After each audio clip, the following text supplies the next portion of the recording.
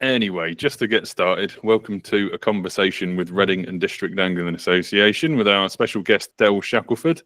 I think he described himself as chief potwash at Reading on our last film. So welcome, Del. Obviously, we're going to talk a little bit today about Reading and District as a club. That is the current Angling Times Club of the Year, and for very good reason.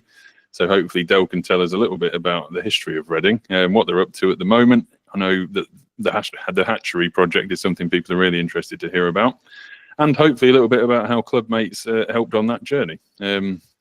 As ever, if anyone's got a question, use the raise hand feature at the bottom of the screen or drop a message in the chat. We're quite happy to chat and ask questions all the way through. So for now, welcome, Del, and I'm going to let you have the floor. Well, thank you very much. Evening, everyone. Yeah, I'm Del Shackleford, chief cook, bottle washer. That's basically, I deal with the running of the day-to-day running of our fisheries, any sort of forward planning, that type of thing. Everybody knows what's involved with running a fishing club, and you know that a large proportion of that falls onto me. I don't do it all on my own.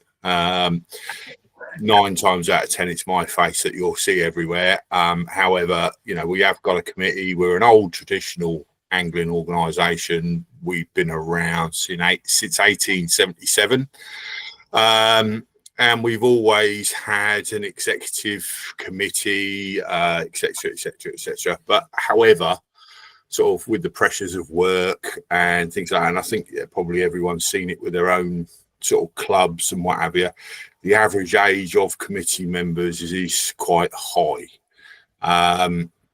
We needed to drive that down a little bit.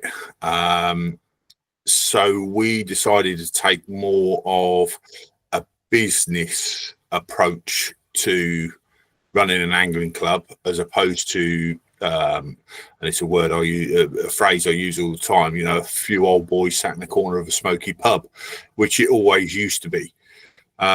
We took the decision to be a little bit more business-like about 25 years ago.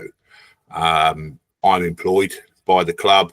I have a underling, if you like. My deputy is employed by the club.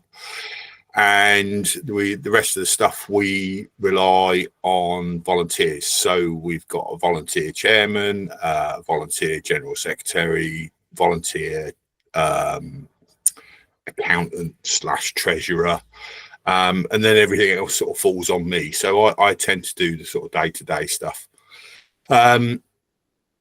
We were struggling. I think it's fair to say that sort of 15 years ago or so, we were struggling. There was a bit of a downturn.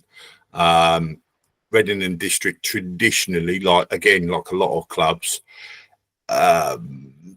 they were quite happy maintaining the status quo.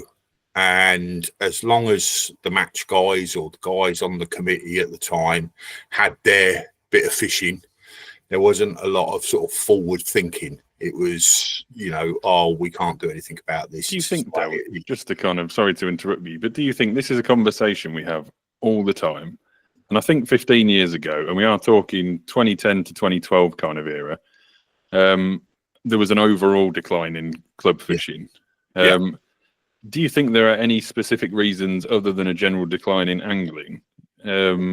Or do you think it was loads of local individual issues that all happened at the same time? Or do you have any ideas behind that? Yeah, I mean, I think probably it was a bit of a hangover from the commercial match fishing thing. A lot of clubs, including our own and up and down the country, were formed and basically run by match anglers. And I think the decline in the match angling, particularly down this way, down south, there's a lot around the brewery clubs, you know, formed around the brewery clubs and things like that. Yeah, that's it. And I think that sort of had an impact. And I think fishing, that style of, well, right across the board, I think fishing's changed. I mean, many years ago, sort of 30, 40 years ago, you had the big factories. You had the big factories, you had the big social clubs. They had, you know, sort of a social scene, if you like, and fishing was part of that. And then the matches progress from that. I mean, I can remember when I was in my 20s, you know, jumping on a coach and going up to the River Severn to do a bit of fishing with a match group, and all that sort of gone. And it Course, in became our area, very, you know, you got the Nene and the Welland, obviously famous for that kind of fishing. You know, through yeah, the Peterborough embankment and the Welland champs up to, you know, like 800. You know, yeah, literally yeah. I mean, we used to get 800. coming down here to fish the Kennet, you know. Yeah, And I think what happened is the advent of commercial sort of style fisheries and the move towards that with the match guys, everything became sort of insular, and there wasn't these large groups of people. They were sort of just little tiny match groups or individuals. And I think that's where it sort of petered off. And I think that sort of around 2005 to maybe 2012, 15 is when it sort of hit its absolute rock bottom. Whereas we've seen an increase certainly in the last 10 years, where we're starting to get individuals coming back in, not match fishing, but individuals coming back to fishing. And where we've now sort of opened our doors. We've always been an open door club. You know, our constitution will tell you that it's affordable angling for the common people. So we're non-profit making, like a lot of places are. So we've always been an open door club. However, that open door only extended to the lounge door of the local pub. So there was nothing to get us out there, if you like. Whereas with the advent these days, with, you know, everyone's on a phone, the internet is, you know, it's in your pocket these days. The outside world's in your pocket. So advertising, promotions, the fact that we do things now in a much more professional manner, I think it's helped no end. And we've gone in the last sort of 10 years or so, we've gone from a club that was around about 800 strong, and we were thinking, right, what waters that we lease do we start dropping? Because you get to this sort of downward spiral situation. The less members you've got, the less money you've got, the less you can afford, And we got to that point where we were almost thinking of, you know, right, we're going to have to start looking at our venues, and ones that aren't paying the rent and aren't washing their face, we're going to get rid of. And we took this decision, like I say, to be a lot more proactive and a lot more professional in our outlook. And we've gone from that 800 sort of 10, 12 years ago or so. We've now just hit 2,000. Which isn't anywhere near what it was in the glory days. I mean, the glory days of the late 70s, early 80s, we were 8,000 strong. We were one of the largest organisations. I think Birmingham were the only other club back then that was larger than we were. It's nearly non-comparable, though. You couldn't possibly compare to the numbers. It's nearly comparing apples with oranges, isn't it? To an extent, they're not the same thing. When you've got a captive audience of 500, 800 fishing one match, you don't need many replications of that to fill 8,000, do you? Yeah, exactly. Yeah, exactly. So fishing's changed, and I think we hit that rock bottom sort of 2005, 2010, around that sort of area. And it's taken a little while for us to wake up to that fact and get a lot more professional in our approach. People want instant gratification these days. Time's short. You know, a lot of people, particularly down where we are, you know, they're two-income families, and one of those incomes 9 times out of 10 has to work 5.5, 6 days a week. So time's short. So what you've got to do is you've got to adapt what you offer in order to try and attract those type of people. And we've done various bits and pieces over the years that have obviously worked. I don't think, you know, obviously I'd like to think we're very similar, Del. You know, we've taken a very similar route through it. Same period as you, very much a decline. Again, like I say, famously on the Nene and Welland, the old kind of match stomping grounds. You know, famously Ivan Marks and all the fishing on the North Bank in Peterborough, things like that. Then we had a massive swing towards specimen fishing, you know, the rise of barbel fishing on the rivers. You know, the commercial scene is exactly what I would say as well. You know, people went to the commercial scene, and then obviously in the late 2010s and certainly up till today, there's this, you know, turn against the commercial scene. You know, it's seen as not real fishing. it's escalated to the point at which it is essentially a game of stamina and how much bait you can spend. And there's been this return to the rivers. And with COVID, you know, the amount of returning anglers over COVID, I know the one thing that hasn't been measured, because there was a massive spike in rod licenses during COVID, which is evident. And then it's gone straight back down to what it was pre-COVID. Now, it'd be really easy to look at the surface of that and think that we lost everybody. But the interesting part is, did we lose everybody, or did we keep the new ones and lose more old ones, kind of thing? It's hard to as far as as far as COVID goes, I mean, we had a 64% rise in our membership immediately after COVID. And I remember saying at the time, you know, look, you know, don't get too excited about this. You know, if we can keep 10% of those, then we were doing well. And I think we have managed to do that. We have managed to keep 10%. I think it's actually a bit more than 10%. But the key to that is offering them something that they want. At the end of the day, we're in the service industry, whether it's voluntary or not. We're in the service industry, and the whole idea of, you know, how we were run years ago, where it was just a case of, you know, maintaining the status quo. You know, that's not going to work in a modern world.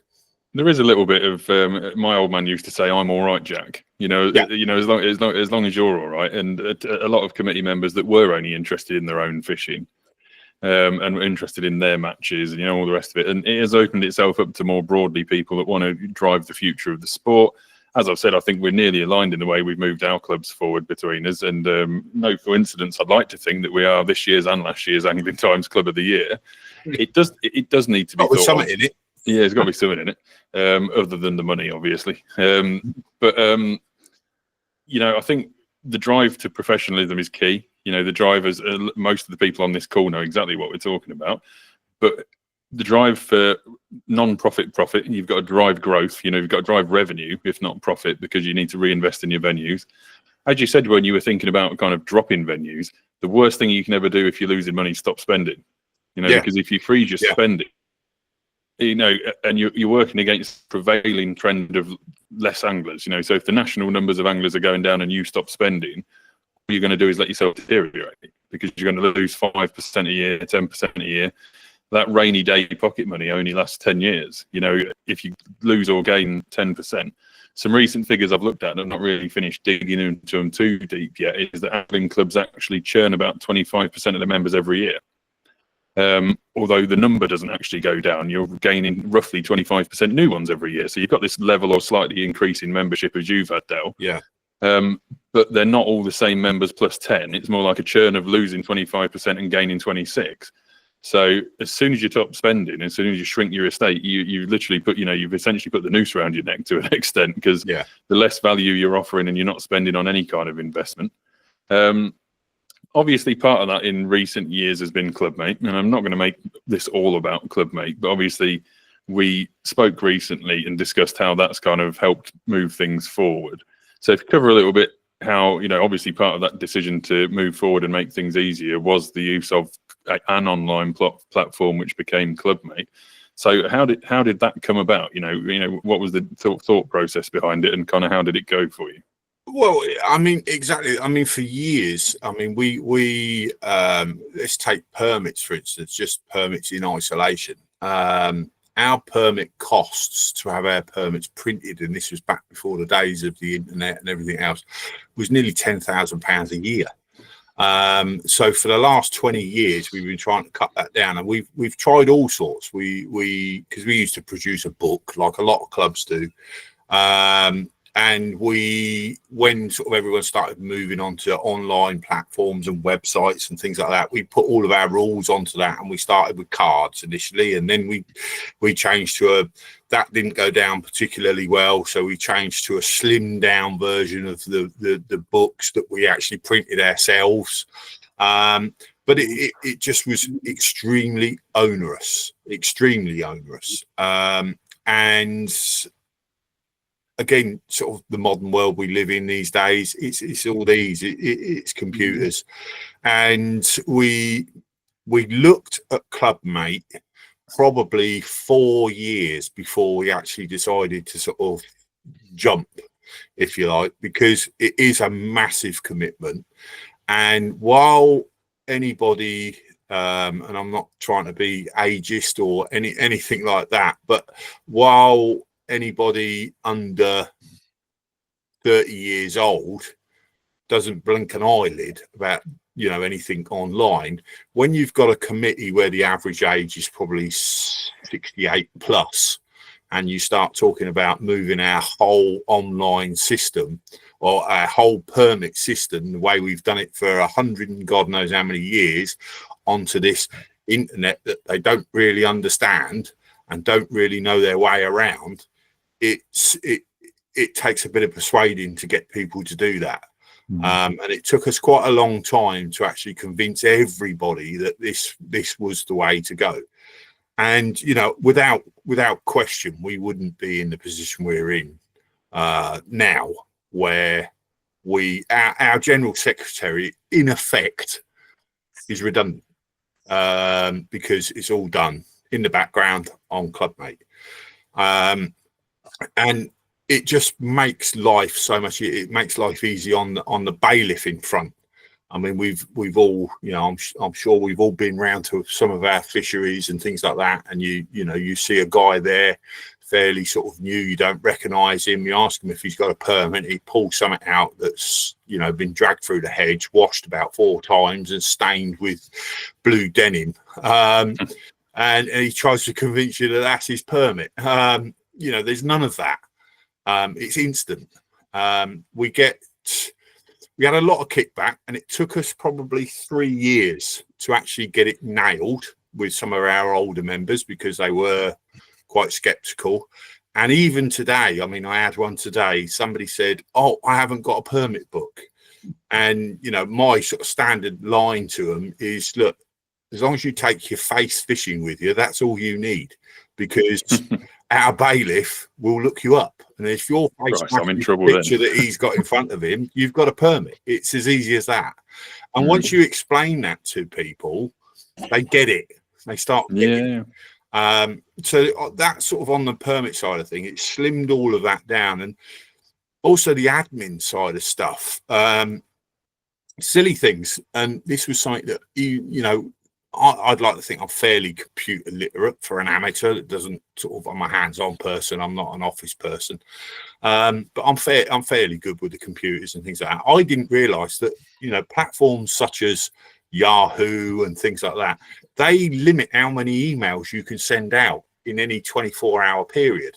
So we were sending out emails longhand, if you like. We'd have a spreadsheet, and we'd have to cut and paste all the emails onto our individual platforms, and then try and send them out to our clubs. Well, only a certain amount of those were actually getting through because of this limit that is enforced by a lot of these platforms. Whereas with Clubmate, it's 20 minutes and it's done. And communication with the members is instant, as opposed to it might take 4 or 5 days to actually troll through the list of members that you've got to send an email to, and that's if they've got an email address. So I mean, I think you've covered one of the biggest challenges. Is sometimes it is like trying to sell a car to a caveman, because you can't tell someone how good something is if they've never even seen it. If someone doesn't know what an internal combustion engine is, showing them a Porsche doesn't have any value, because they don't know that it moves. It's a challenge that we still face, but obviously this is always going to be a declining challenge, because as the generations go on, even your kind of 50, 60, 70 plus year olds have now got smartphones, and they pay for things online. So as years go by, it becomes easier and easier. But the ability, you need to break it down into kind of its core message and its core value. So as opposed to talking technically in jargon, you talk about automations and messaging and templates and fields and all this kind of thing. If you talk about communicating with your members really quickly, and you can speak to 2,000 of them at the same time, that message gets through. And if you can do like a demonstration, and obviously we get people like yourself to come on and tell us how you've used it, it's a really strong message. And it does put, and I think the key thing about Clubmate is once you go through the really obvious gate of it sells memberships, it's the amount of tools it puts in one place. It's not just the selling the memberships. That's kind of the entry gate to Clubmate, and it's the thing most people look at us for. The reason they look at it first is quite often the tackle shop's closed. You know, the tackle shop's closed or closing, so we've got to sell this somewhere. You know, things of that nature. And I think we've got to this stage because, you know, we've got so many clubs on board now. Most people have heard of us and know what we're doing. When we come to a demo, for example, the first thing I'll say is that, like, you know, the membership bit, let's get that out of the way, because that's not really the key benefit, because anyone can sell something online. You know, you could put your memberships on eBay if you wanted to. But once you've got them, that's the important bit, you know, talking to them all year long. And you'll know about it. You'll probably recognize this conversation, Del, but and you'll probably be able to tell us the benefits of this, I would hope. But I have a few clubs that talk to me, and when we have the conversation about selling memberships online and it's automated so they can go do it themselves, there doesn't have to be a bailiff involved. One of the things I've heard quite a few times this renewal season is, you know, I really like speaking to them, and it's going to stop me being able to speak to them on the phone, and, you know, I'm not going to have that face-to-face contact with my members. And I don't know if it's just me, and I'd like to think you're kind of on my side with this one, Del, but it gives you more time to do that. Instead of being stuck in your spreadsheet or biking around and delivering to tackle shops and doing it on paper, you can do anything. You know, they're doing it all the membership themselves. So when you're talking to them, it's not a transactional conversation. So you can actually just choose to go and talk to them. You know, you've got, it's very base. You've got another hour to go walk around your lakes. Yeah. So as simple as that. You've got more time. I mean, you're a fishery manager, Del. You can spend more time actually next to water. Yeah, great. Just how I like to spend my time. Bloody anglers. Yeah, I've always said I got the best job in the world if it wasn't for anglers. But yeah, it does. It free, as I said earlier, you know, it basically makes the role of a general secretary redundant. Yeah. Because a general secretary within an angling club's responsibility 9 times out of 10 is to do permits, it's to communicate with the clubs or individual members, do all the things like emailing, sending letters out, la. I mean, just silly things like stamps. You know, the money we save on stamps these days. I've made people focus on that before, because they tell me, obviously it's another conversation with us, that it's the first time they really feel like they've paid for anything. Yeah. And that includes the books and the stamps and everything else, because they don't count that, because it's some change that you spend every now and then. Or, you know, it's, you know, the secretary's wife that does it, or, you know, whatever else. But when you actually say, so how many stamps was it that you used last year? And they say it's so many hundreds or thousands of first class stamps or second class stamps. You go, well, how much is a postage stamp these days? Because buying them one book at a time, it doesn't feel like that much, does it? But when you actually add it up, it is probably more than a year on Clubmate. Yeah, you know, which is, I mean, it's the silly things, the incidental things like that. You know, I mean, I can remember, you know, we used to have a permit night, for instance, where, you know, we'd have to rent a hall. We'd have to rent a hall. We'd have all the people coming in. There'd be lots of money changing hands, this, that, and the other, and then we'd have this big, massive amount of cash that we'd then have to go and try and get to the bank. And, you know, I can remember one story with our treasurer, you know, back, God rest his soul, he's gone now. But he's walking down the street with £30,000 in a carrier bag. Yeah, down I've done it in some areas I really wouldn't want to be doing it in. And I've got this wedge of cash that I couldn't even fit in my pocket. And it's those silly little things where Clubmate has helped out. I mean, something that we're still finding stuff, or I'm still finding out stuff now, because, you know, when I got 5 minutes, I might just have a play around and just start having a look inside Clubmate. And I think I said on the video that I'd done not so long ago, it's a powerful tool, and you can use it as much or as little as you want to use it. But one of the things that has become very apparent just lately was the facility to look to see if someone's read the email that you've sent them. So when you're having a little bit of a, let's say, arm wrestle with a disgruntled member that hasn't got his own way, and you've had to tell him no, he can't do something, you can actually sort of say, well, didn't you see the email that we saw? Oh, no, I didn't receive an email, la la la. And within a couple of clicks on the thing, yes, you did, my old son. There it is there, you know, and just brilliant, isn't things it? like that, you know, and analytics. I mean, that's what's important for us is I can within 30 seconds, I can tell you how many people buy our senior permit, how many people buy our OAP permit, how many kids we've got in the club. I mean, for years, we didn't know how many kids we had in our club. Didn't have a clue, not a clue, because they bought a permit and they disappeared. Whereas now we can tell you. Clubs like yours and mine, like Dell, it seems so far in the past now, but even I can remember, because I was the membership secretary for quite a while, you didn't know for a month to month or even a quarter how many members you had at all, you know, because unless you went around every tackle shop and literally counted how many books they had left and rang every bailiff and said how many of you sold, because we had, you know, much like you, probably 20, 30 plus bailiffs. And they all had, depending on how much bailiffing they did, they'd have 5 or 10 or 30, 50 books. And unless you rang them all and said, how many have you got left?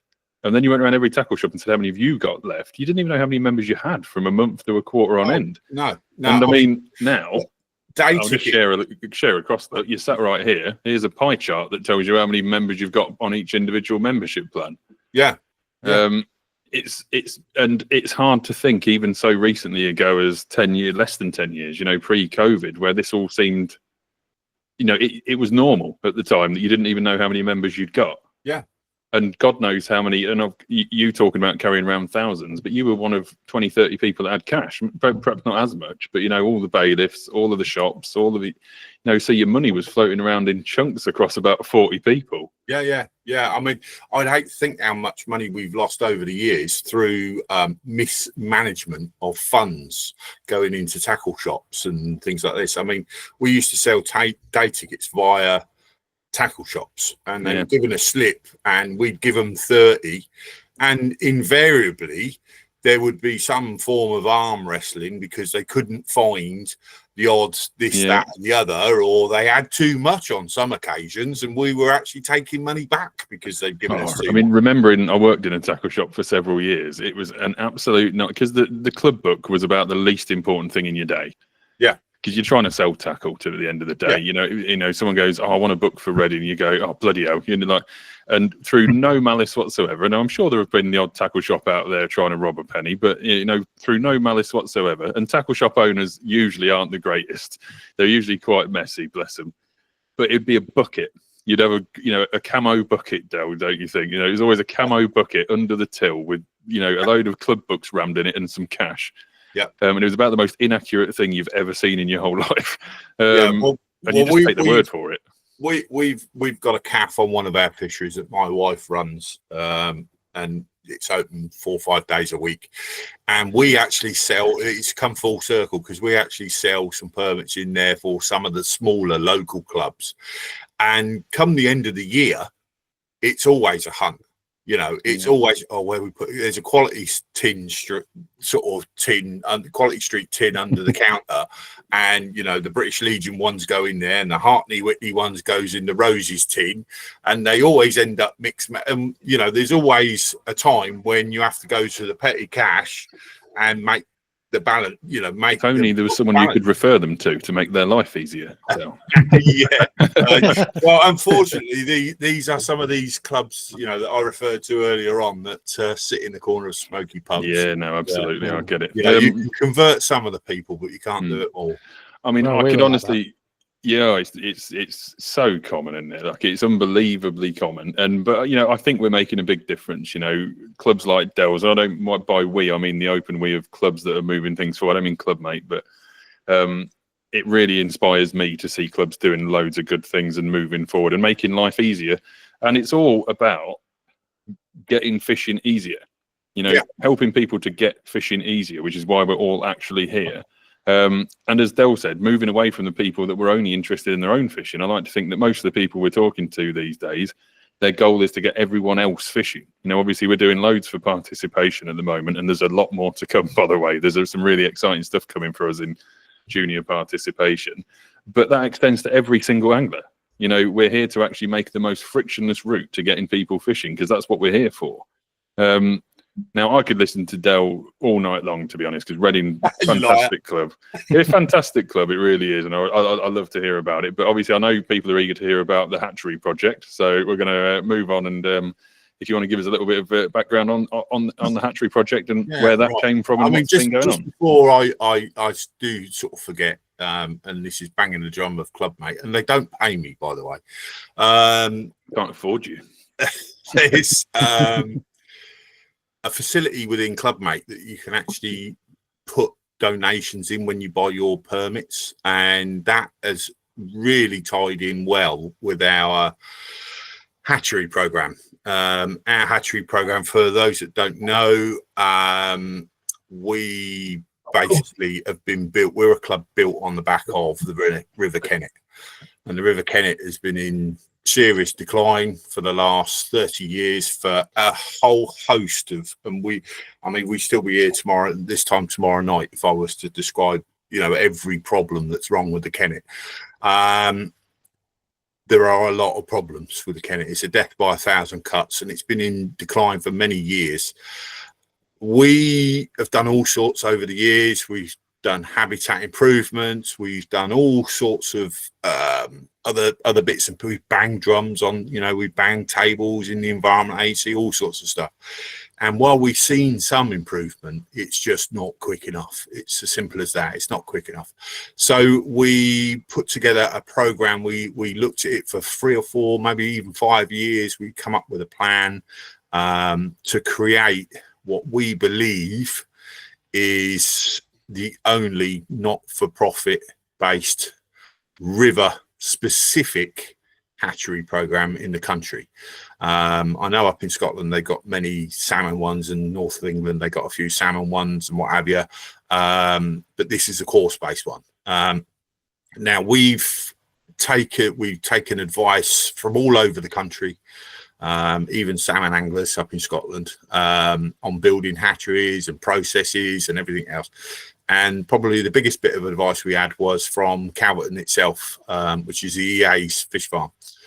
And essentially what we do is we take broodstock from the river. So we deal with gravel spawning species, because they're the ones that are in the biggest decline, because we found a roadblock with mature fish being able to actually lay their eggs, and those eggs survive into what we call free swimming fry. In the case of chub and barbel, for instance, when they lay their eggs, those eggs take about 5 to 6 days to hatch into what we'd call a larvae, which isn't a fish. It's essentially a tail with a couple of little bits of mouth parts.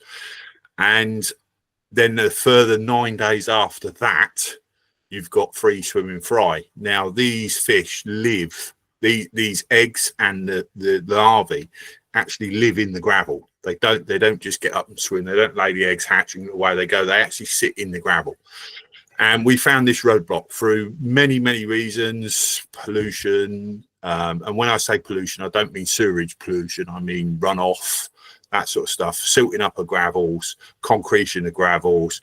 And one of the biggest issues we've got on the Kennet is crayfish. So we found this sort of roadblock. We thought, well, you know, let's see if we can do something about it.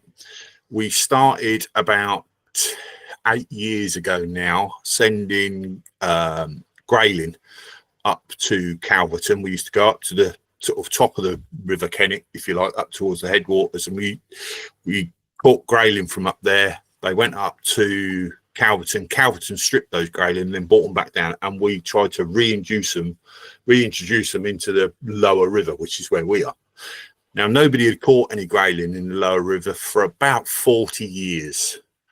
Within 3 years of us starting to do this trial, if you like, people were catching grayling, and they were catching grayling in places that they haven't caught in their lifetime there. So we know the theory works.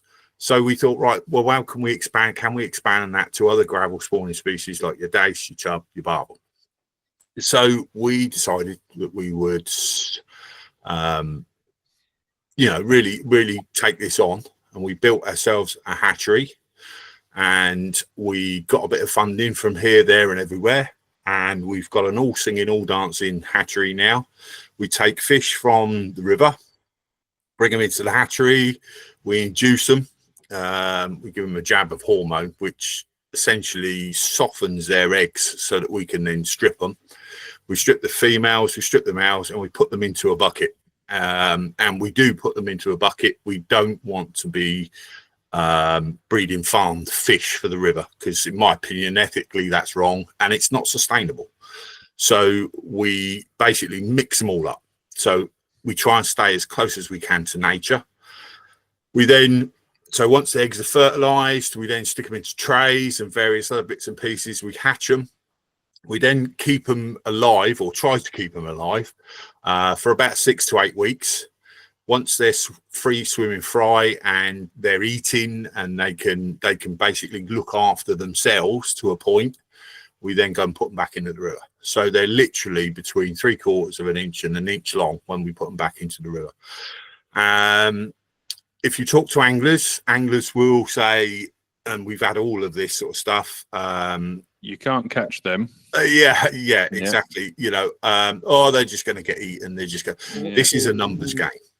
If we were to raise those fish until they were 2, 3, 4 pounds or whatever, one, it would take us 3 or 4 years. It would cost us a hell of a lot of money. The cost is astronomical if you keep them to kind of 3, 4 years. Yeah, exactly. I mean, all the time they're in the hatchery, they're just waiting to die anyway, or I'm going to kill them, one of the two. And they're actually not fit for the outside world. And this is the big thing. The best way I had it described to me was every species on this planet has a DNA string. That DNA string will alter depending on the environment in which you're born into. And the best way I had it explained to me was by a professor girl that I spent a lot of time with, because she helped us out no end with this. And she said, if you could imagine a row of switches, a lot of those switches are turned on or off depending on your parents and your genetics that you inherit. However, there are a certain amount of switches along that switchboard that get turned on and off depending on what environment you're being born into. So, for instance, if you were born into a cold environment, the one that the DNA string that controls your body hair will be turned on. Whereas if you're born into a warm environment, it's turned off. And that's turn it off today, to be fair, well off. Yeah, that's the type of thing we're looking at. So if you were to rear fish beyond the 6 to 8 weeks, their genetic and DNA makeup would alter according to the environment they were born into, which is an indoor tank, food falling out of the sky, no predators, and my ugly mug looking at you every morning, peering into the tank. There's no simply put, there's no learned behaviour to predation, is there? Exactly. So when you then put those fish out into the wild in a year, 2 years, 3 years time, you will only get a very small percentage of those fish that will actually survive. Whereas if you put fish into their natural environment within the first few weeks of their life, their DNA string won't have altered to the point at which there's no return. So they will actually survive. They've got a greater chance of survival than the ones that, and it sounds counterintuitive, that's how this genetic works. Varying species to species. And when we look at one of the greatest challenges in our area of the country, and through most of the country now being the cormorant, obviously, vary by species. There literally is no point in stocking a fish until it's about £4.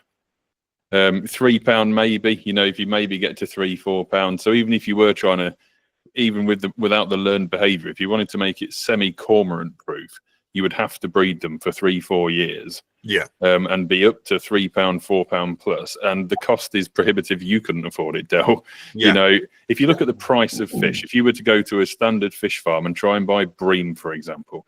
Now, bream are not the most popular species at times, but if you look at bream, for example, if you go from a bream in its first year that costs you about 50 pence per fish, now I'll put a really rough ballpark on this, but it's about 50 pence per fish if you bought year 1 bream.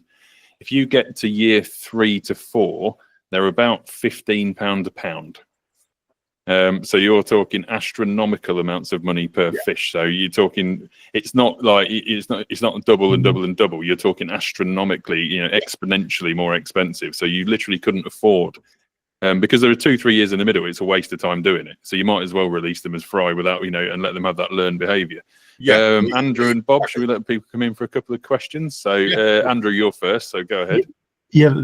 Even Des, that's really interesting. I'm a bit of a nerd about reading papers and books endlessly about hatcheries and stocking game fish, and what you say really rings a bell, actually, because the majority of people that are asking about restocking with salmon, hatchery salmon and hatchery trout, they're chucking them in at 2 or 3 years old as par, and there's a huge amount of scientific evidence saying they're hopeless, that they don't survive, they die, they get eaten, some of them go to sea, and the percentage that comes back is there was an interesting thing on the Spey where something like less than 0.1% of hatchery salmon actually returned. But it's because when you started talking about it, I'm thinking, what's sure about? But it's really interesting that you're doing it 6 to 8 weeks. There's definitely we're seeing a bit of a shift, and a lot of the angling, the salmon hatcheries up in Scotland are now starting to lean towards literally, as soon as they're free swimming fry, getting them back out into the river almost immediately. And there does seem it's almost new thinking, if you like. And it, as I said, it's a numbers game. We've estimated, and this is an estimate, we've estimated that if we were to keep those fish in the hatchery for a year and grow them onto sort of 8-inch, 10-inch fish, those fish would have a roughly around about a 2% success rate when they were put out into the wild. This is all desktop studies. There's no fact in this at all. However, when we put out tens of thousands of fry, they've got a 5% chance of survival. Well, that's a much bigger number. Yes, 95% of those fry will succumb to the cormorants, the crayfish, pike predators, but 5% of 500,000 fish is one hell of a lot of fish. Bearing in mind the expected survival rate for many years, the expected number was only 10% in the wild. For every fish that was ever spawned, the survival rate is estimated at 10%, and that was before the additional current pressures, the invasive pressures, before the new modern predators, which takes out that roughly that other 5%. I know it's a very pigeon logic, but you've also got this issue, and particularly with the salmon, you've got this issue where you're getting these sort of farm bred fish, and anything that has been in a hatchery for longer than about six months would be classed as a farm bred fish. That genetic string, that DNA string will, so if you did actually get some go to sea and then come back again, that string is actually weaker in the first instance.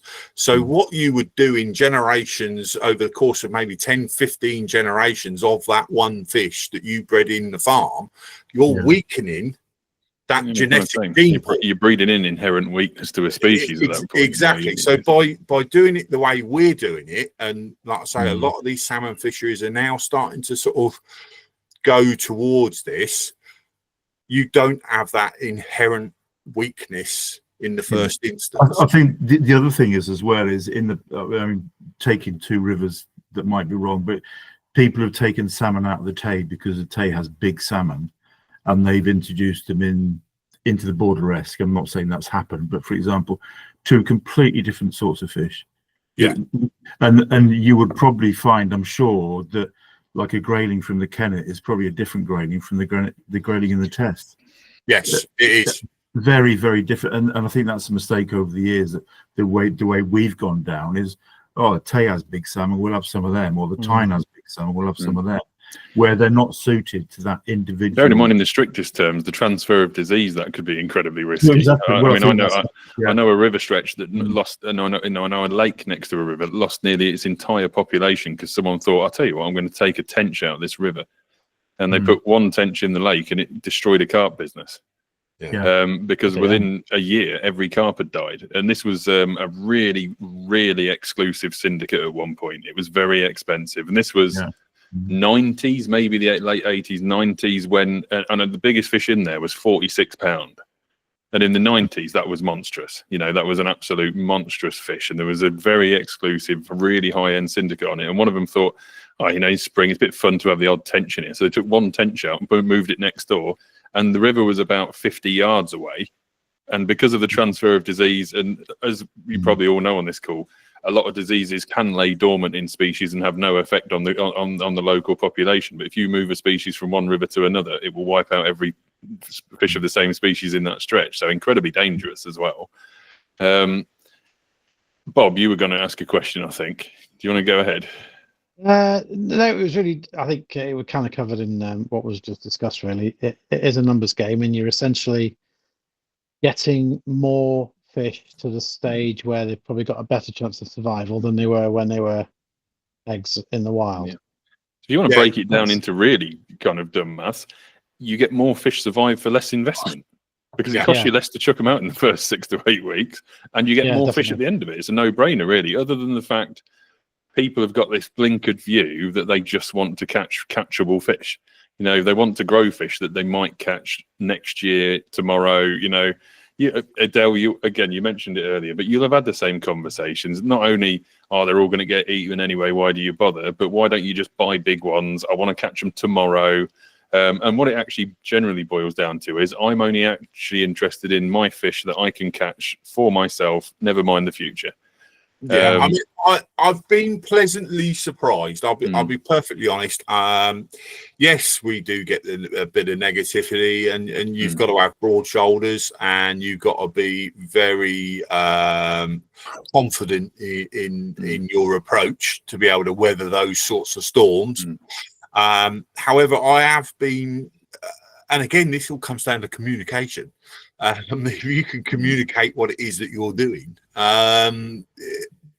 people will. Transparency, isn't it? Because those decisions aren't being made in the corner of a smoky beer hall anymore. They're public decisions. Yeah, exactly. And you know, we sell our permits in sort of 2 or 3 stages, and our night tickets for our lakes are the first ones to be sold. So in general, those guys are carp anglers, and it's pretty sort of carp dominated the night ticket scene in our particular organisation. And we raised over £2,500 in donations for the Kennet Hatchery project via carp anglers. So I've been pleasantly surprised. A lot of people get it, and I think a lot of it is the way in which you communicate these things. And I don't know if you've done it yet, Bill, but you know, when I spoke to you, I said we just added the product descriptions. I don't know if you've added descriptions to your donations yet. No, I don't think we have actually yet. But you know, prior before you could obviously sell donations, but it just said donation and £20 or whatever. Yeah. So we've added the product description so that you can I've actually done some of yours in here. It's about the Kennet Hatchery project, but they can actually read a little bit to me, and I'll cut and paste it in. Yeah.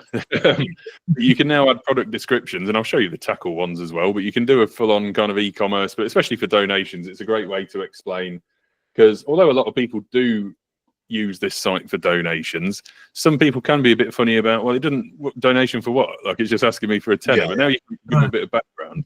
And as Dale said, you go through the membership process, which I'm just going to hop through quickly here. This is in my demo site. So during the process of buying a membership, you can offer it then. So during the membership process, member says, "No, never mind, chuck a tenner on with the membership." Away you go, and then there you are with a tenner donation. So it's a really handy feature for those clubs that are interested in raising money for projects and those kind of things. Yeah, do it for junior tackle for juniors, that kind of thing.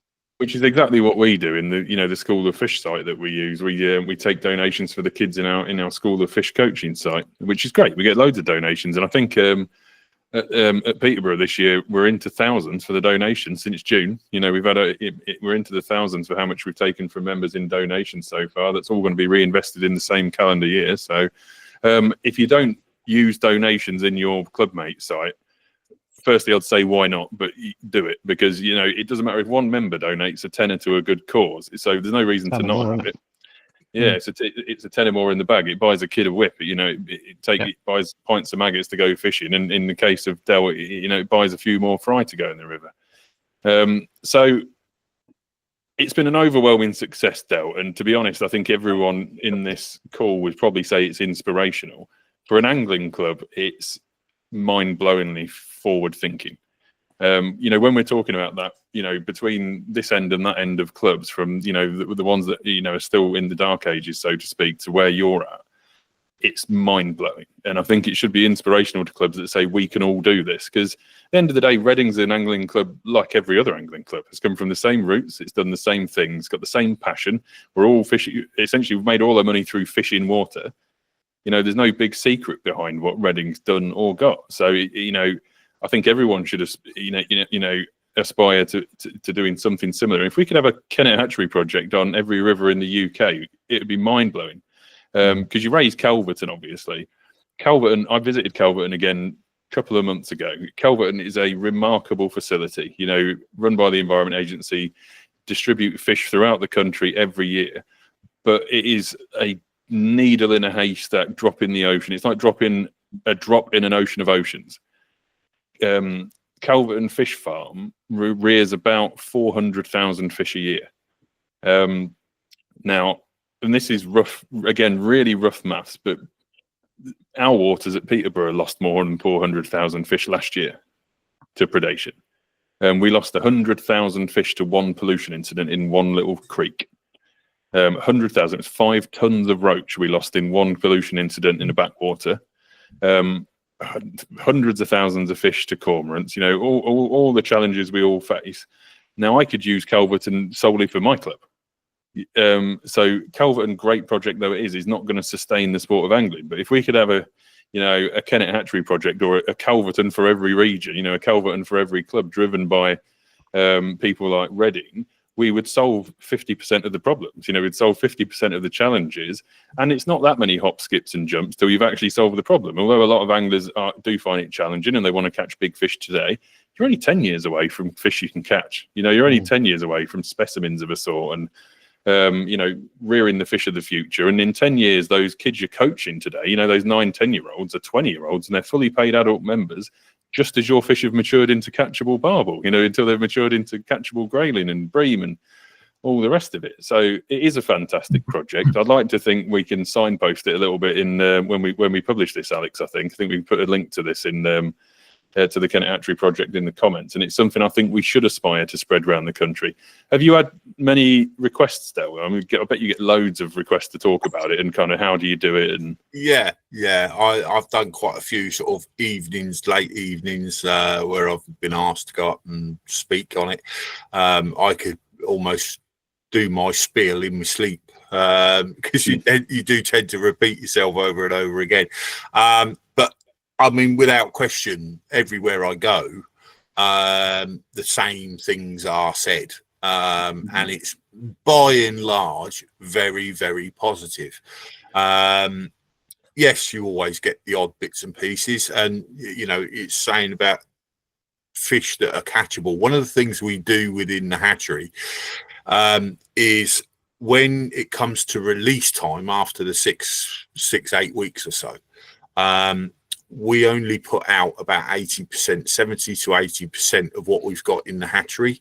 And despite all what I've said about, you know, we don't want to do farmed fish and this, that, and the other, we do keep 20-30% back, and we grow them on for a further year.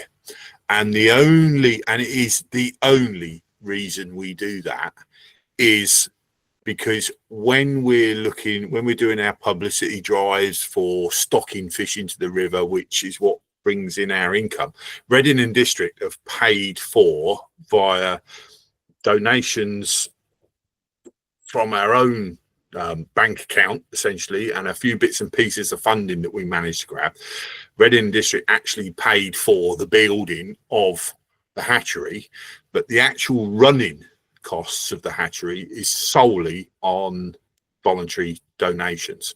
So we rely heavily on donations to run it. Now, there's a period when something's new, we're only sort of 18 months, 2 years old now. And when something's new, the interest in it is quite high. So it's a new thing. It's all very exciting. People are quite happy to give their £10, their £15. I mean, we've even had people give us £1,000 donations in one hit. But you're not going to see any results from this project if we were to do just the fry until 5, 6, 7 years down the line. So years 3, 4, 5, we're going to be in the doldrums, because the anglers are a funny beast. Anglers only believe in things that they can touch, see and feel. And unless they're catching more fish in the river, they're going to think that the hatchery is a complete waste of time. It's the inevitable dip, isn't it? You know, you get that drive for the first year, maybe give it another push at the start of year 2. They can still remember donating last year. Yes. But trying to sustain that for another 8, you've got to really come up with some. Yeah, exactly. You know, so what we do is we keep back a proportion of these fish and we grow them on till they're sort of 6, 8 inches. And they're our PR boys and girls. They're the models. They're the ones that we have the photos in the palm of my hand, and when we're releasing them, we tip them out of the bag, really arty and all this sort of stuff. And to be honest, I thought the police were after you. You're tipping the evidence away. Yeah. They're actually fry. Those ones. That's chub fry. That's the first year's stocking that we carried out, and that's why we do those. Now, one of the things that I've found fairly recently is people are starting to catch those fish that we put in this year, and they're more excited about the fact that they're catching a 6, 8 inch barbel. This is one of yours, Del. La la la, you know, all over Facebook, this, that, and the other. And I'd play along a little bit, and I say, yeah, you know, I'm going to come and take your permit away because we're not doing it so you can catch fish. You know, you're not putting hooks in my babies, this, that, and the other.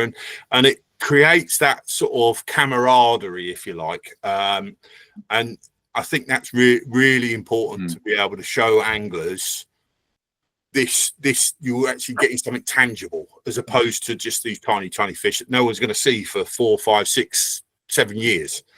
So that goes against everything I said about, you know, not wanting to have a river full of farm bred fish. However, it's a means to an end.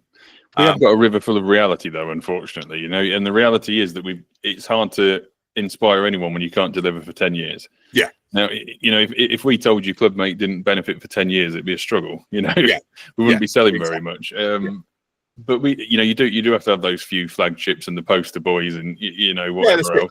Yeah. But a part of what you just said, and you can see this from the Angling Trust website that I've just scrolled through. It's back to one of my favourite topics, which is connecting clubs together. Now, there's no club that doesn't want a piece of this pie. You know, anyone wants more fish, and they all want to help. But this is a great opportunity for clubs to connect together and support these things. And one of the things I'm always passionate to talk about is that a lot of clubs out there have got loads of money. You know, money's not the issue. And there are some that are struggling, and I think the ones that do have money should support those. And I know Reading is a flagship of supporting its local clubs, you know, smaller clubs in the area. Yeah. And myself the same.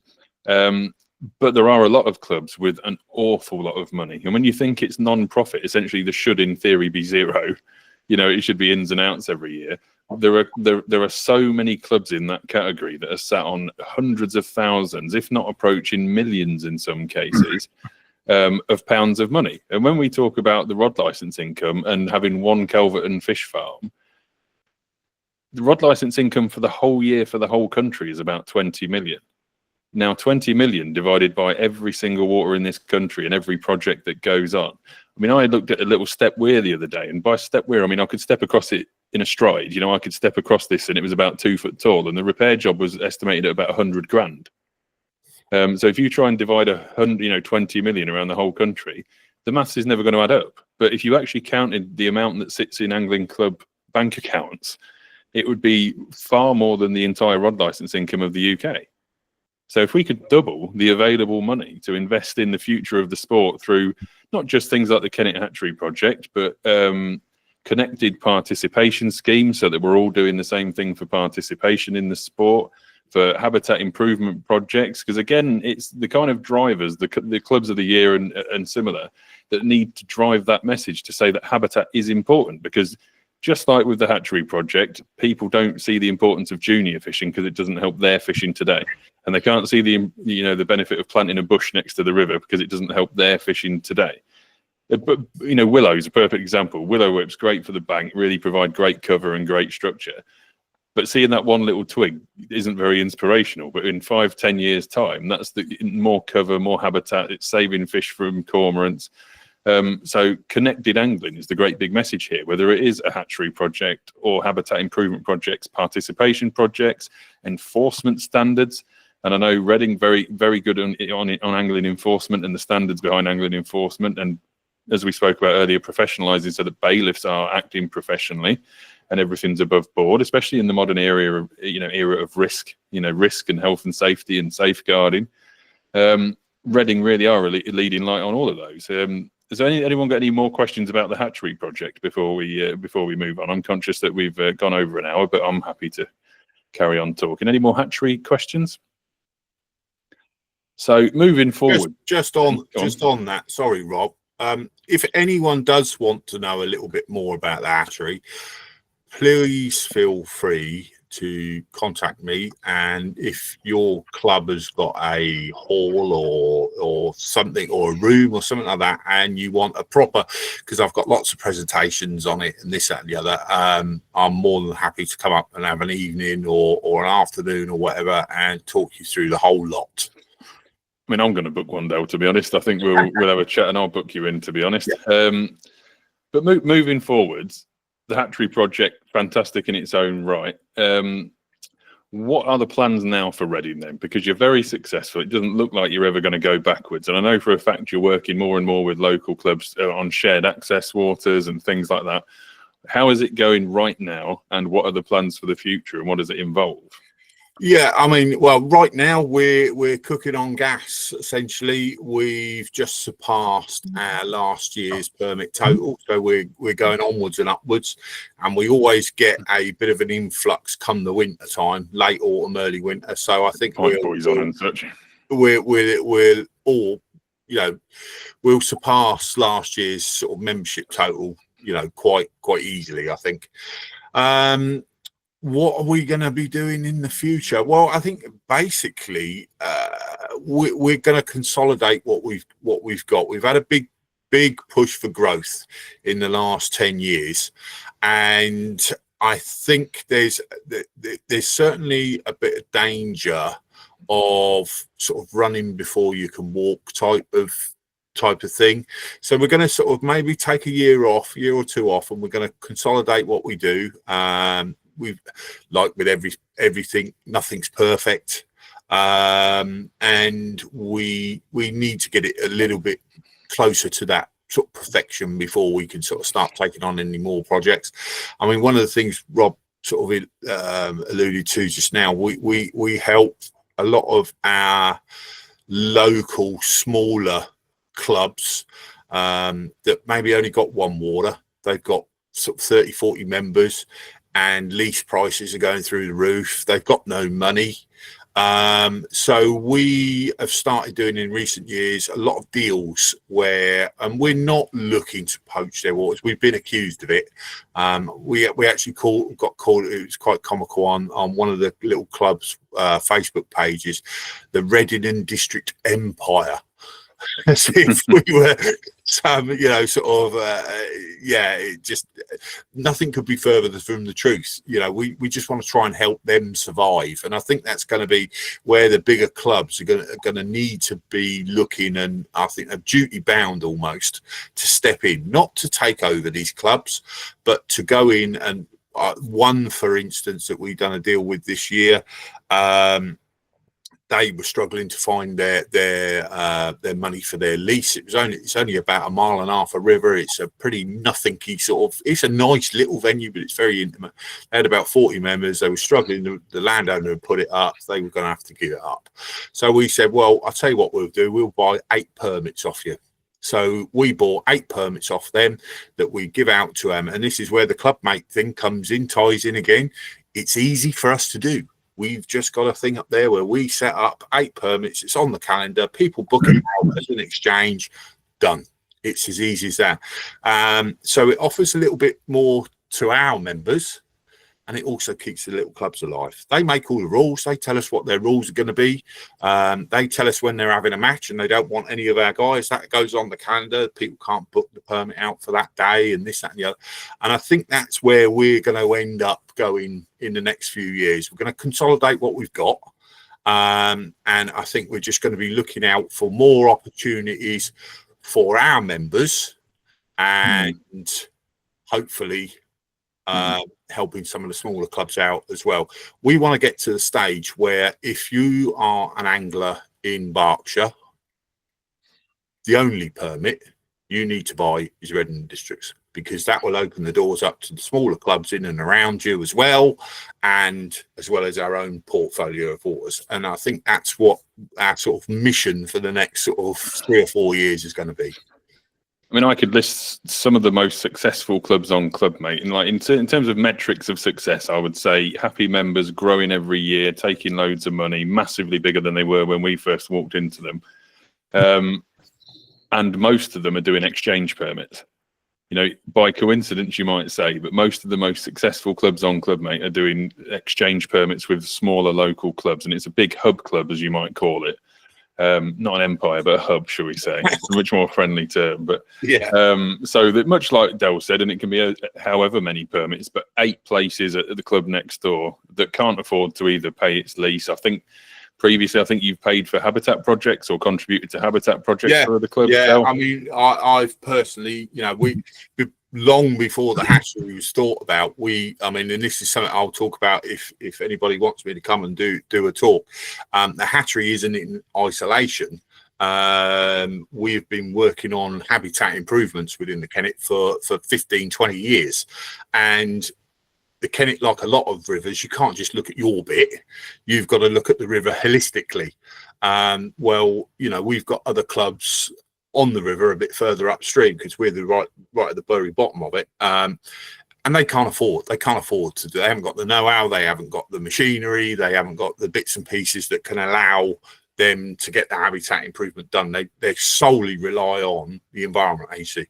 Well, the Environment AC, quite frankly, you know, they're toothless these days. They're useless. They've been cut down to the bone, and you know, they're broke.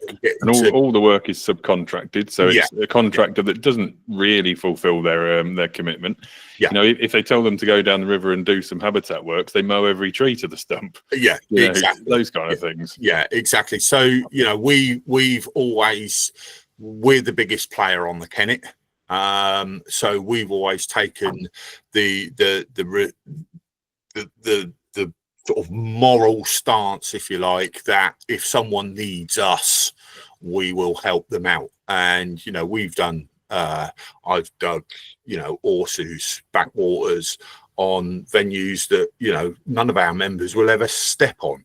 However, what happens upstream has a direct result on what happens downstream. So if we can get upstream right, we'll get downstream right. And that's how you've got to think of a river. So we've done all sorts of stuff over the years, you know, for other clubs. And, you know, I can't say it sort of strong enough. We are not here to take over these clubs. We're not here but we are here to help these clubs out. There is an absolute, and it's not a coincidence, there is an absolute correlation between some of the best clubs I'm aware of and some of the best clubs using Clubmate with ones that have got exchange permits because they're offering access for their members to other clubs in the region. Whether that's, you know, two-way access or not, but in your case, in some cases, it's a one-way kind of access, but you're literally saving the club. You're paying the bills to an extent. Yeah. And clubs that are investing in the area that isn't their water. They don't hold a lease on. They're thinking about it holistically. The same again, similar to what we've done with funding coaches around the East Midlands. We've funded angling club coaches around the region.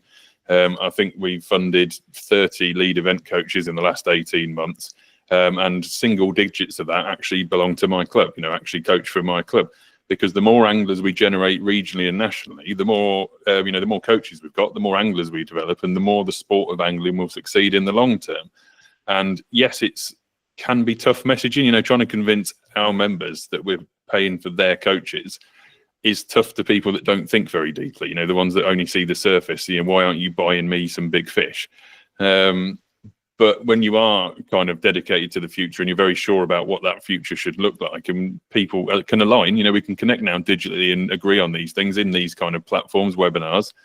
It really is the way of the future to invest, not just locally, but nationally in helping each other out and supporting each other to the benefit of all. Your members have done nothing but gain from that, Del. Yeah. And that's what's really important. And it just takes, you're right in what you're saying. It takes a lot of persuasion, and you've got to be pretty confident in your own thinking. But once people start realizing the benefits, I mean, we actually had a complaint and it was only one complaint from one of the members of the small club I'm talking about. He was the one that referred to us as an empire. Because there was too many of our members going and fishing their water. Well, we've only got 8 permits, so that's maximum of 8 people. But what was happening was every time he went down, instead of him having it to himself, he had one of our members there as well. And so you've got to sort of try and get over that hurdle. But we actually, this guy, he's come on board, and this particular one is a 2-way street. We give them X amount of permits, and we take, and there's no money changes hands other than us paying the remainder of their lease. They don't give us anything other than these 8 permits. Yet we'll give them limited access to some of our ones. He's been a fish one about it. He thinks we're the greatest thing since sliced bread. Now, this is the guy that was moaning that people were fishing his venue, and he was being taken over by the Reading District Empire. And it's getting over that. Once you've got over that, and this is where Clubmate helps with the communications and everything else. Once you're over that, you've convinced these people. They're not difficult to convince. It's just you've got to go through the hard yards in the first instance to do it. Yeah. I mean, I think to come to a summary before we open it up to any questions and stuff, it's just forward thinking. Reading is the epitome of a forward thinking club. In ways it's stratospherically far beyond the old club model, old club thinking and old club model, and the success is written all over it. Harkening back to that being the angling club of the year, but also the membership, the amount of revenue, the amount of waters. It's well deserved, and I think Del's been great tonight at explaining some of that. And you could do it for hours and hours and hours. We could talk about so many positive things that Reading are doing. Again, coming from what I would consider a very successful club myself, I go somewhere like Reading and I see quite how far we can still go. I look at how far behind what Reading are doing I am, and it's something I would aspire to. What we aspire to over where we are. Doing our very best to kind of emulate some of these things and different things as well. But if anyone wants to learn what good looks like, I would definitely point to Reading as one of those. And just to take a little bit of the credit, some of that is about Clubmate. Hopefully Clubmate's added some of those tools to that to really support that. So thank you very much for tonight, Del. I'm going to open it up for anyone that's got any more questions. I know we've overshot a little bit tonight, but has anyone got anything they'd like to ask Del before we close off for the night? I wouldn't mind just a bit of advice, really, Del. I don't do that for free. He needs a donation for his hatchery project. No, we've got a capped membership of 400, and it's quite surprising looking over the recent returns over the years. An amazing amount of people fish less than 5 times a year, catch less than 10 trout a year. We've got a big waiting list, and our costs are increasing. I'm just a bit worried that if we start increasing our subscriptions, we're going to lose those local members that might fish 5 times a year. They're a member because it's not massively expensive. I mean, to be honest, we're ridiculously cheap for what we provide. I'm a bit worried that some of the new members, and this sounds awful, Rob's going to scream at me, but some of the new members come in are going to massively increase the fishing pressure on fishery. Would you just let it ride and let it sort itself out, or try and more tightly control what you're doing? Well, one thing I've learned the hard way, and off the back of other people's mistakes, don't let anything just run its course. Intervene. Have you? Do you sell day tickets, for instance? No, we don't. Do you sell park permits, for instance? No, we just it's a season ticket. End of. And I think the sideways thinking. You know, we've had this discussion already. I think you know, I wrote this. I think I emailed everyone literally today to say to thinking about day tickets, and it might not be day tickets, because I know on game fisheries this is slightly different. You know, when you come to game beats, day tickets are slightly frowned upon and quite difficult to manage. But day tickets as the starting point are like the trial period. I'd say, you know, free trial would be the term, but it's not free. But, you know, day tickets are the trial period. But for you guys, Andrew, like a quarterly trial, you know, a limited quarterly trial. So you sell 10 quarterly memberships to give people a sniff, so to speak. Right. Things like that. Just, and it doesn't have to be. Don't take any of this as gospel. And hopefully Del and I have got a few kind of things to advise. But sideways thinking, you know, you've got to think sideways at what can you do to maximize opportunity. Now, you're capped at 400 members. If this was a lake, and I always say to people about how many members should you have, maximum angling spaces, if you had a 10 peg lake, 10 times the membership. So if you had 10 available spaces, a rough ballpark, and I've looked at this over years as to how successful this is, if you had 10 pegs, you can have 100 members and it will never be full. You know, that's the rate of return. So angling spaces, and it does work on rivers as well. So I've said to people on game fisheries, how many beats do you have? You know, how many beats have you got in a day? What is the maximum amount of people could physically fish on your venue? 10x that with the amount of anglers you could have. But that varies on venues, it varies on space, cover, you know, habitat, whatever else. But if you always do what you've always done, and you're doing it because your current members don't want it to be busy, you're probably in for a bad time. Because those current members will stop you from growing. They're going to stop you from developing because they are only bothered. I'm not tarring them, but they're really bothered about how busy it is for them today, and they don't care how you do tomorrow. Absolutely. And Del, I think you probably echo that, but you know, you've got to do something different. If you always do what you've always done, you'll always get what you've always got. I think if I were in your shoes, so to speak, I would sit there and do a few sort of desktop studies. I would try and isolate the guys that do their 5 days a year. Do they do it on weekends, for instance? Do they do it on a Tuesday or a Wednesday? And you'll probably find that there's some sort of pattern where they're a weekend angler or a midweek angler. And if that was the case, I would then maybe look at saying to this proportion of the membership, look, you're not getting the best out of your membership, da-di-da-di-da.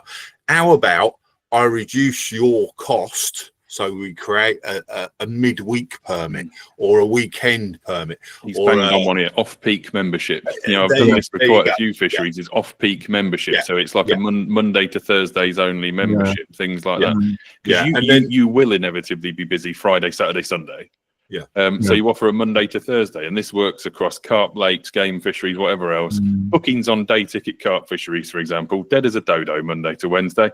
You know, rammed peg to peg all weekend. So offer a Monday to Wednesday, you know, off-peak membership, something like that.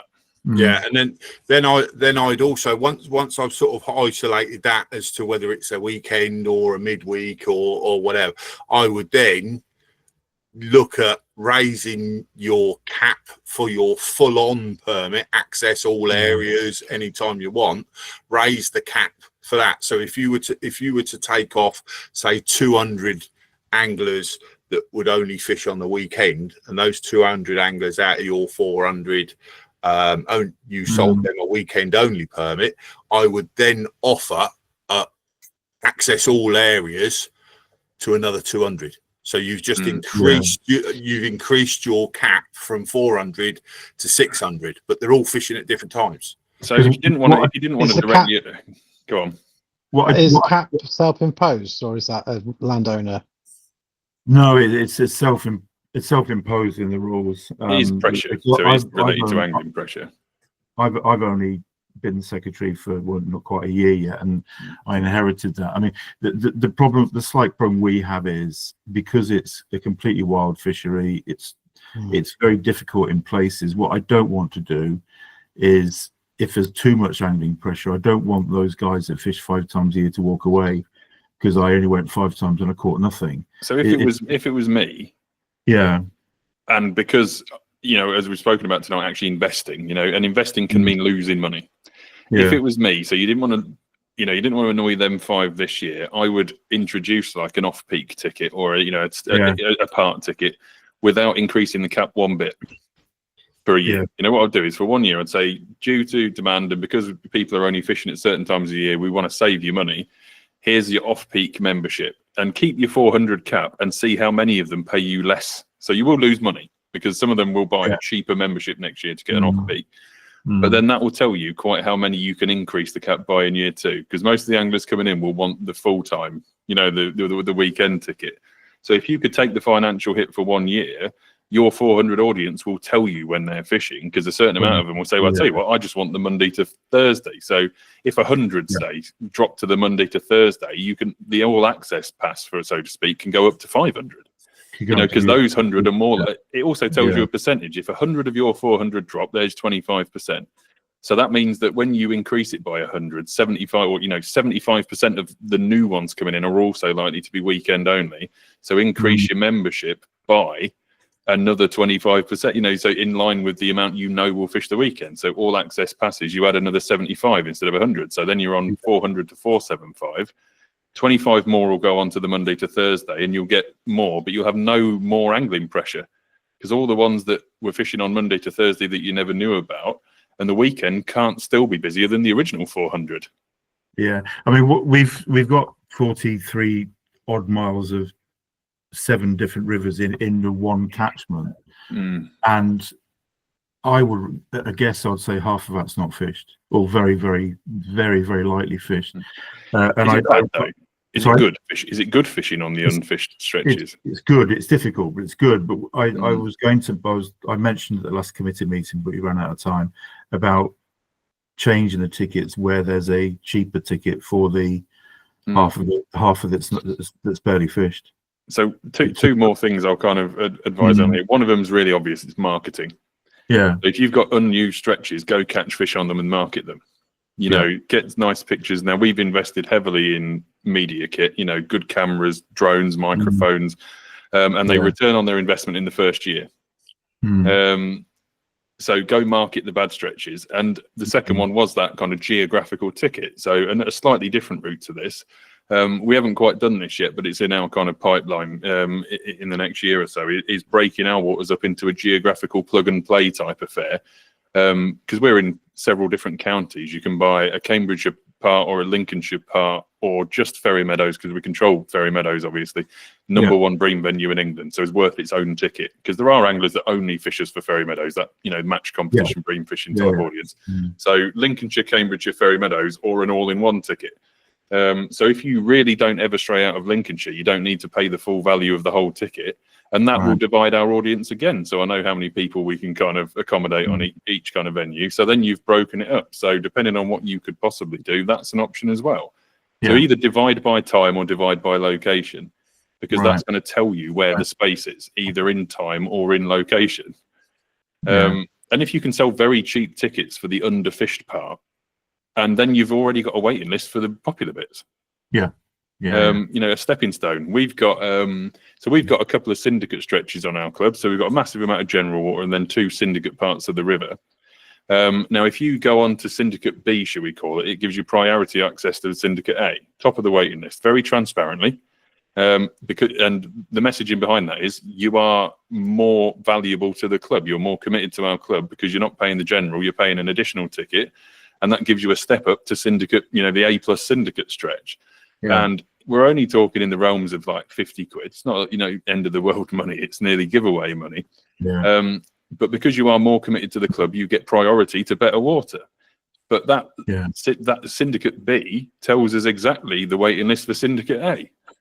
And the reason we did it was to try and filter out the kind of waiting list tire kickers, so to speak, because our waiting list got to the stage of being 25 years long. Because anyone could join it, so it got longer. And we're talking, it was a barbell stretch and it was nearly British records. We were within like a pound of the British record at one point. And the waiting list got longer and longer and longer and longer. And you can imagine with those kind of fish, there was no turnover. We'd lose like 1-2 members a year. Yeah. And the waiting list per the amount that turned over was over 25 years. It was pointless. We couldn't even market that. How do you sell? Oh, your grandkids might get a ticket. So then we brought in this priority membership. So general membership. Then if you bought a syndicate ticket, you got priority for this one. So you could do the same. You do an off-peak, either off-peak days or off-peak locations. And then that gives them priority to get a full ticket in terms of waiting list. If you are at your cap of 475, the guys that are on the cheap ticket get priority access to the more expensive one. And that would be a good way of doing it without rampantly just opening it up to the masses. Brilliant. Thanks.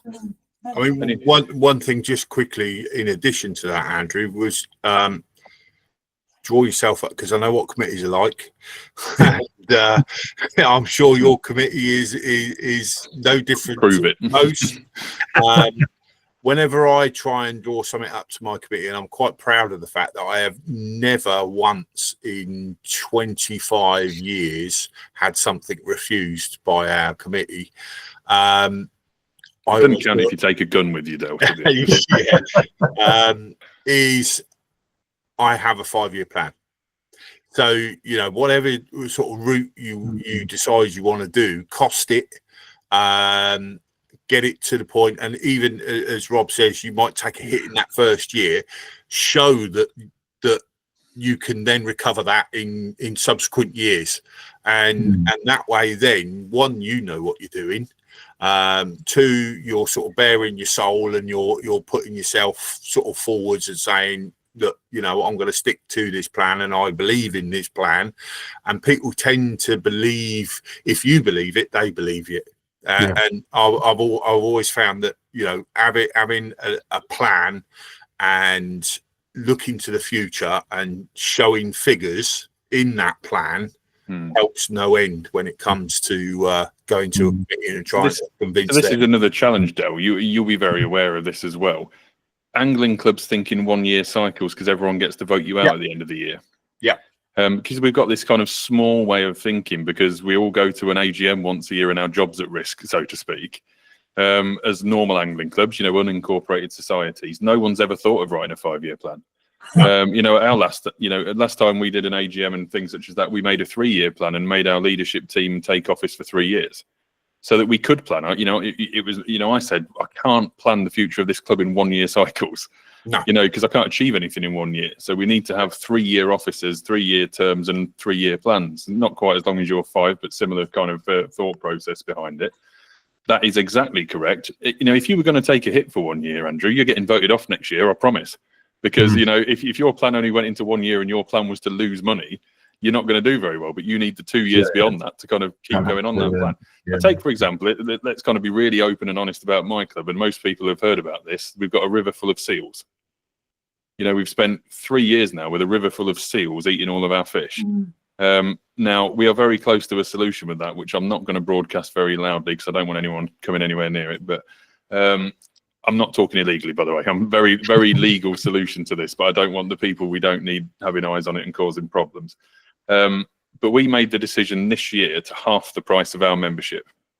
We don't need the money at the moment. We're very comfortable for money. It's not money that's the issue. And we've made very clear to people that have donated, you're not saving the club. I don't want you to not feed your kids because you're donating to our club. I don't want you to give us your last tenner. Money, if you want to donate, great. But the exact thought process behind that was we want data. We don't need money. I want to keep people in the ecosystem. If we let people vote with their feet, you know, if Morrison's didn't have any milk, they'd go to Tesco's, and when Tesco's had all the stuff they wanted, they'd never come back. So if we let all of our members walk out of the club and go fish at another club, they'll really like it, hopefully, but they'll never come back to mine. So what we wanted to do was make it impossible not to buy our ticket. So we made a very conscious decision with a plan, as Del kind of mentioned. Let's half price the membership, keep people happy, thank them for their commitment to the club. And so far in the first 8 weeks, we're 300 to 400 members up year on year. Now, that's far more important to me than a little bit of money this year, because we're not in desperate need of the money, but we have got 3 or 4 more hundred people to market to this year, you know, to sell good news stories and to share their success and, you know, to talk about new projects and take donations from and their kids to get fishing. And that is an absolute investment in losing money. You know, clear as day. I could have told you the day we decided to do it exactly how much it would cost us. But it was an investment in the future that goes well beyond 1 year. So it's a very good point that Del's made on that one. Any other questions before we call it a night? I think Bob had his hand up. Were you hand up again, Bob? Bob's left. No, it's all right. All right. All good. All good. So unless anyone else has got any questions, I think we can call it a night for tonight. We are going to signpost some of this stuff that Del was spoken about tonight when we put this out on YouTube, and we'll email it around to everybody as well. Personally, from me, I think everyone would feel the same. It's been fantastic to hear from Del at Reading. It really is inspirational from an angling club. Rightly the angling club of the year, and still doing great things, and lots of great things still to come. And, you know, God knows how big it's going to be and how long it's going to go on for. Hopefully well beyond. Up the empire. Up the empire. Yeah, you know, when he builds a Death Star and it's when do you fight back? Yeah. But thanks very much for coming, Del. It's been fantastic, and we will point people your way for any details. But thank you again. Hopefully next time we're going to be talking to Penrith with Andrew. So we're going to see if you can if you can top that, Andrew. I doubt it. But you know, it's going to be really interesting. So we'll hope to see you all next time. Thank you very much, everyone. Yeah, and thank you from me, and it's been an honour. Thank you. Thanks very much. Night, folks. Good night. Bye. Good night.